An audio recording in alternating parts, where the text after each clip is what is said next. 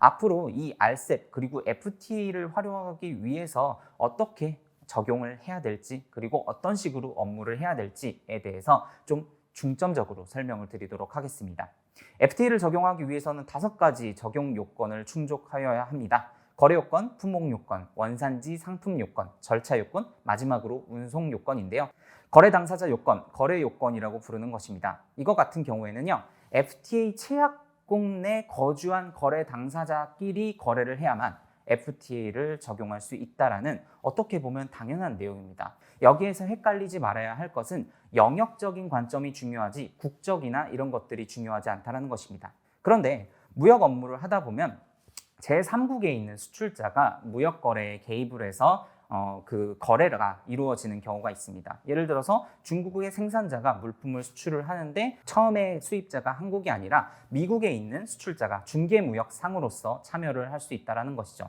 FTA 같은 경우에서는 이런 제3국 송품장이 발행되는 경우에도 FTA를 활용할 수 있도록 허용을 하고 있습니다. 이것을 거래 당사자 확장이라고 부르고요. FTA 협정마다 이 거래 당사자 확장이 이루어지는 경우에 FTA 활용 방법이 조금 다르게 되어 있습니다. 네, 두 번째, 품목 요건입니다. 거래 당사자 요건이 충족된 경우에는 무조건 FTA를 적용을 할까요? 그것은 아닙니다. 이 품목 요건이 충족이 되어야만 FTA를 적용해야겠구나까지 가게 되는 겁니다. 그 이유에 대해서 설명을 드리도록 하겠습니다. 수출 물품이 샴푸입니다. 유럽에 수출을 나간다고 한번 가정을 해보도록 하겠습니다. 그런데 유럽에서는 이 샴푸에 대한 기본 관세율이 0%입니다.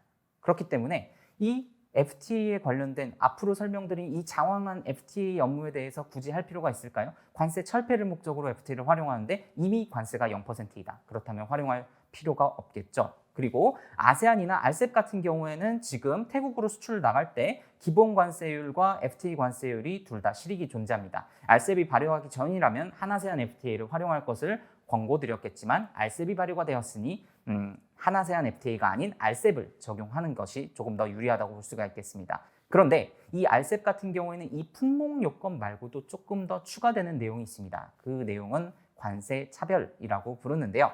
RCEP 같은 경우에 15개 국가 간의 협정이라고 볼 수가 있습니다. 그래서 우리나라 입장에서 보면은 일본에서 물품이 수입되어도 중국에서, 호주에서, 뉴질랜드에서, 아세안에서 수입이 되는 물품에 대해서도 전체적으로 관세의 혜택을 줘야 된다는 거죠. RCEP 내에서 생산이 이루어진, RCEP 내에서 누적 기준을 활용해서 생산이 이루어진 물품들에 대해서 원산지를 어떻게 측정할 것이냐, 어떻게 판정할 것이냐라는 것이 이 관세 차별의 내용의 중점적인 부분이라고 보시면 될 것 같습니다. 그래서 정리를 해보면 RCEP 내에서 물품이 수입되어 들어올 때 국가 원산지별로 관세 혜택이 다르다. 그렇기 때문에 RCEP 내에서 생산된 물품에 대해서도 원산지 판정이 필요하다. 이 물품이 한국산인지 중국산인지 원산지 판정이 필요하다는 것이 그 내용이라고 보시면 될 것 같습니다. 근데 이 관세 차별에 관련된 조항은 이 조항을 운영을 하는 국가도 있고요. 운영하지 않는 국가도 있습니다. 우리나라는 운영하는 국가로 여기에서는 미공통 양어국이라고 제가 설명을 넣어놨습니다. 세 번째는 원산지 상품 요건입니다. 이게 이 원산지 판정을 하는 데 있어서 가장 중요한 내용이라고 보시면 될 것 같고요. RCEP 같은 경우에는 아까 설명드렸다시피 15개국 간 원산지 결정 기준이 동일하게 운영이 되고 있습니다. 그런데 이 원산지 결정 기준, 실무적으로는 품목별 원산지 결정 기준 PSR이라고 부르는데 이 PSR 외에도 아까 그 관세 차별 조항에 관련된 부분에 대해서 조금 더 들어가게 되면은요, 이 관세 차별 대상 품목 중 일부는 추가적인 수출 당사국 내 부가가치 기준이 적용을 요구하는 경우가 있어요. 그래서 이런 관세 차별에 관련된 내용을 추가적으로 하게 되다 보면은 이 수출 부가가치 기준을 추가적으로 충족이 되어야 하는 경우가 있습니다. 네, 원산지 결정 기준의 일반적인 내용은 일반 기준과 품목별 기준으로 나누어져 있는데요. 이거는 다른 FTA와 별로 차이점이 없다고 보시면 될 것 같고요. 품목별 원산지 기준의 양어표 자체는 HS 2012 기준을 따르고 있습니다. 지금 우리나라 같은 경우 그리고 WTO 협약, HS 협약에 가입된 국가들은 2022년 1월 1일자로 HS 2022 버전을 운영을 하고 있죠. 그런데 FTA는 이 HS 2022로 그 개정이 된다고 해서 바로바로 따라가는 것이 아니라 FTA 당사국 간 합의가 있어야만 업그레이드 되는 체계로 운영이 되고 있습니다. 네 번째는 FTA 원산지 절차 요건입니다. 원산지 결정 기준을 충족을 하게 되는 경우에는 원산지가 한국산이 될 수가 있습니다.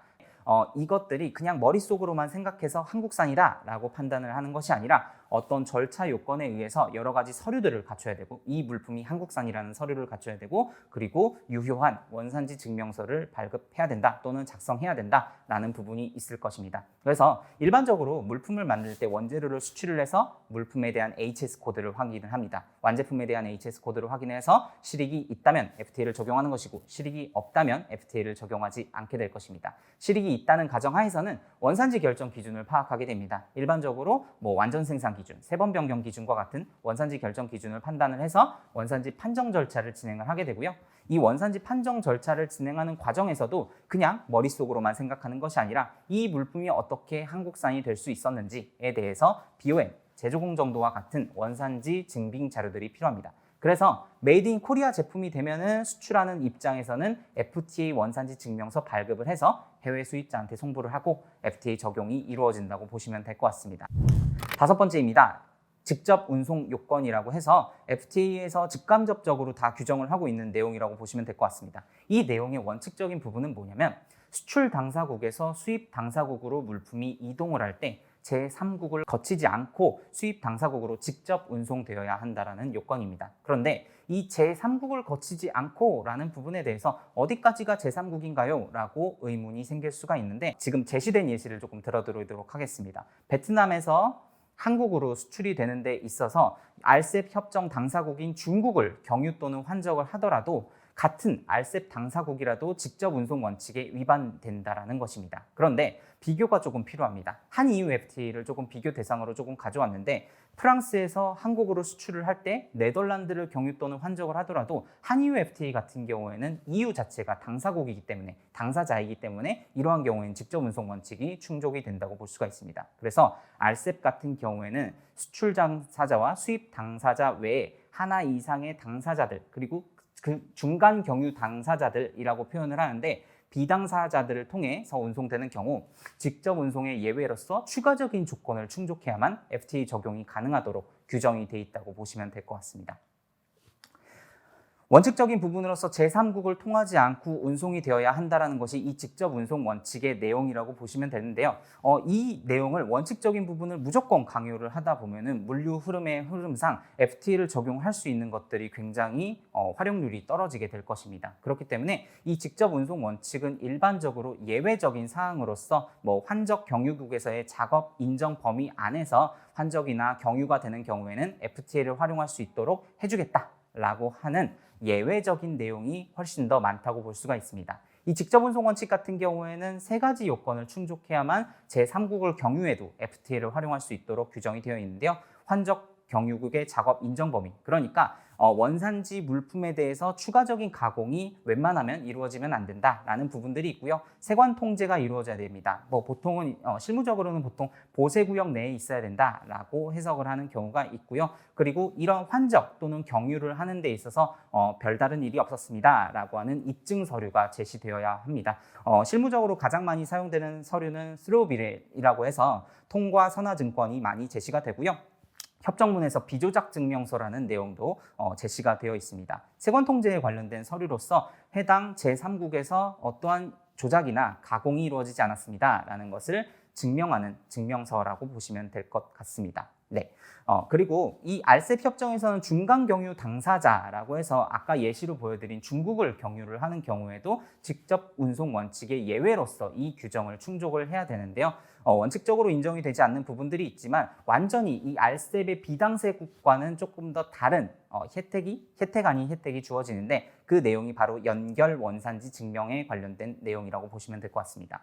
이 연결 원산지 증명서 같은 경우에는 원산지 국가가 있고 그 물품이 3국, 당사국에 수출이 됐는데, 그 원산지 증명서를 토대로 해가지고 다시 한번 원산지 증명서가 발급이 되는 것을 연결 원산지 증명서라고 부릅니다. 이렇게 되게 되는 경우에는 직접 운송 원칙이 적용이 되는 게 아니라 이 연결 원산지 증명에 관련된 규정이 적용이 되는 것이기 때문에 인정 범위, 아래 보시면 작업 인정 범위라든지 이런 것들이 조금 더 넓어지게 되고요. 세관 통제 요건이라든지 이런 것들도 연결 원산지 증명서에는 적용이 되지 않는 그런 혜택이 주어지게 됩니다. 네, 두 번째로는 원산지 결정 기준에 관련된 내용을 설명을 드리도록 하겠습니다. 기본 원칙은 일반 기준 그리고 품목별 기준을 충족해야 된다라는 내용입니다. 기본 원칙 중에 일반 기준이 완전 생산 기준, 영내 생산 원칙, 충분 가공 기준, 직접 운송 원칙에 관련된 내용이라고 보시면 되고요. 아래에 있는 것이 그렇다면 이 물품에 대한 원산지를 어떻게 판정할 것인가, 원산지 판정에 관련된 방법이 RCEP 협정 내에서는 완전 생산 기준, 그리고 원산지 재료 생산품, 그리고 불완전 생산품으로서 실무적으로 대부분 이 실질적 변형 기준이라는 그런 세번 변경 기준, 부가가치 기준, 가공 공정 기준을 적용하는 그런 규정으로 나눠져 있습니다.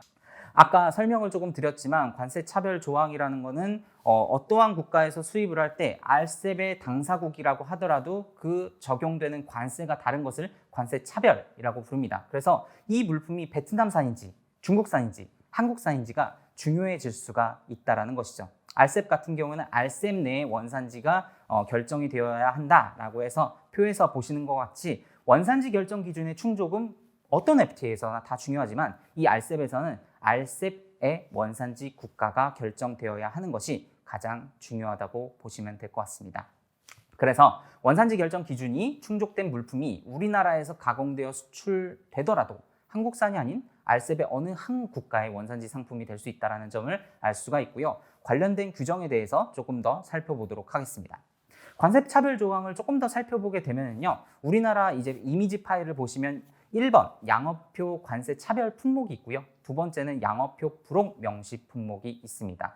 첫 번째는 일반적으로 국가들에 따라서 관세를 차별해서 부과하겠다라고 해서 양어표를, 그러니까 관세 철폐 대상에 관련된 스케줄표를 국가별로 나눠놨다고 보시면 될 것 같은데요. 이런 것들이 원산지 재료 생산품이라고 한다면 원산지 판정에 적용이 되게 되고요. 두 번째 있는 2.6조 제3항에 관한 불혹에 관련해서는 해당 불혹에 정해져 있는 내용들은 이 원산지 재료 생산뿐만 아니라 완전 생산 기준이나 품목별 원산지 결정 기준 적용 물품 모두 추가적으로 충족해야 되는 이 수출국 부가가치 비율 20%에 관련된 요건이 정해져 있습니다. 이 관세 차별에 관련된 내용을 정리하게 되면요. 첫 번째 있었던 관세 차별 품목에 대해서는 원산지 재료 생산품인 PE에 대해서만 적용이 됩니다. 그래서 추가 공정을 수행하는 데 있어서 최소 공정 외 추가 공정을 수행하게 되면 수출 당사국이 원산지 국가가 되고요. 그게 아니라면 원재료 최고가치 기여국이 됩니다. 그리고 민간 품목에 관련해서는 수출국에서 부가가치 20% 이상이 추가되어야 수출 당사국이 원산지로 인정을 받을 수 있고, 그렇지 않다면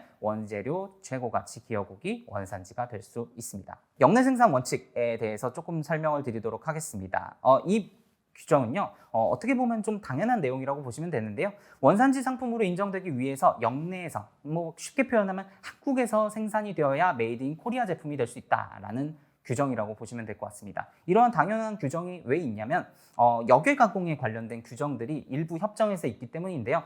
우리나라 같은 경우는 개성공단에서 생산된 물품, 일부 개성공단에서 공정이 수행된 물품에 대해서 한국산으로 인정을 해주는 FTA 협정이 있습니다. 즉, 그러나 우리나라 같은 경우는 지금 개성공단이 좀 약간 폐쇄 상태로 있기 때문에 약간 사문화되어 있는 그런 내용이라고 보시면 될 것 같습니다. 어쨌든 원칙은 영내에서 이루어진다. 한국산이 되기 위해서는 한국에서 생산이 이루어져야 된다라는 것이 원칙적인 내용이라고 보시면 될 것 같습니다. 충분가공 원칙입니다. 충분가공 원칙도 어떻게 보면 가장 기본적이고 쉬운 내용이라고 볼 수가 있는데요. 어떻게 보면은 충분한 정도의 가공을 거쳐야 된다. 우리나라에서 물품이 생산이 될 때 충분한 정도의 가공이 거쳐져야 된다라는 약간 추상적인 내용으로 이루어져 있다고 보시면 될 것 같습니다. 그런데 너무나 추상적인 내용이기 때문에 아까 말씀드린 최소 공정 이상의 공정을 수행하여야만 FTA 원산지로서 인정을 해주겠다라는 식으로 RCEP 그리고 대부분의 협정에서 그렇게 정하고 있습니다. 네, 이제 원산지 결정 기준에 관련된 부분으로 넘어가도록 하겠습니다. 가장 중요한 부분 중에서 품목별 기준에 관련된 내용이라고 보시면 될 것 같습니다. 실무적으로는 이 원산지 결정 기준 중에서 이 품목별 기준에 관련된 내용이 가장 중요한 그리고 가장 기본적인 내용이라고 보시면 될 것 같습니다. 그 중에서도 가장 많이 활용되는 세번 변경 기준입니다. 세번 변경 기준이라고 하는 것은 비원산지 원재료의 HS 코드 그리고 완제품의 HS 코드가 있는데 그 HS 코드가 제조 가공이 이루어짐으로써 서로 달라지게 된다면 해당 국가를 원산지로 인정해 주겠다라는 내용입니다. 어떤 논문에 따르면 거의 90% 이 정도의 물품에 대해서 이 세번 변경 기준을 통해서 원산지 판정이 가능하다라고 해석하고 있습니다. 이 세 번 변경 기준의 고려 대상은 비원산지 재료뿐입니다. 즉 원산지 재료 같은 경우에는 HS 코드가 변경이 되지 않아도 원산지 판정을 할 수가 있습니다. 그런데 이 원산지 원재료 같은 경우에는 FTA 실무상으로 봤을 때는 원산지 포괄 확인서라는 서류가 있어야만 한국산 원재료, 즉 원산지 원재료가 된다는 점을 확인하시면 좋을 것 같습니다. 네, 세 번 변경 기준의 종류는 CC, 그리고 CTH, CTSH라고 해서 그 세 가지가 있는데요. 우리나라의 HS 협약상 우리나라가 가입된 HS 협약상 HS 코드 6단위까지가 공통 기준이라고 볼 수가 있죠. 그래서 2단위, 4단위, 6단위 HS 코드 변경 기준이 있다고 보시면 될 것 같고요. 4단위 세 번 변경 기준인 CTH가 가장 일반적인 원산지 결정 기준이라고 보시면 될 것 같습니다. 두 번째는 부가가치 기준에 관련해서 설명을 드리도록 하겠습니다. 부가가치 기준 같은 경우에는 가격적으로 원산지 판정을 하는 것인데요. 역내에서 창출한 부가가치를 계산해서 얼마만큼의 부가가치를 역내에서 창출했는지에 따라서 원산지를 한국산으로 판정할 것이냐 아닐 것이냐에 관련된 내용이 있다고 보시면 될 것 같습니다. 원산지 결정 기준 중에서 부가가치 기준은 RVC 기준과 MC 기준으로 나눠져 있습니다. RVC법, MC법으로 나눠져 있는데 제가 오늘은 RVC법만 설명을 드릴 거예요. RCEP은 직접법, 공제법 중 유리한 것을 선택해서 적용하도록 되어 있는데요. 실무적으로는 대부분 공제법으로 원산지 판정을 하게 됩니다.